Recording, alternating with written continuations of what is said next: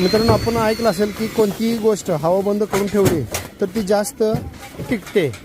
आणि त्यामुळं आज इथं केळीचं एक्सपोर्टसाठी पॅकिंग चालू आहे.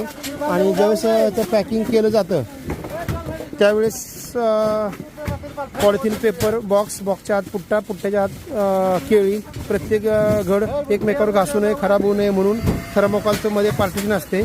आणि त्यानंतर जे कॅरी बॅग असते ते अशा प्रकारे त्या कॅरी बॅगमधून पूर्ण हवा व्हॅक्यूम क्लिनरच्याद्वारे बाहेर काढली जाते, जेणेकरून आपला माल खराब होणार नाही किंवा जास्त दिवस टिकेल. तुम्ही बघताय पूर्ण त्यातली हवा काढून ते पॅक करून बॉक्स भरला जातो. तर ज्यावेळेस आपण एक्सपोर्ट करत असतो कोणती गोष्ट, त्यावेळेस ते जाईपर्यंत गोष्ट टिकली पाहिजे जास्त दिवस, त्यासाठी ही काळजी घेणं गरजेचं असते.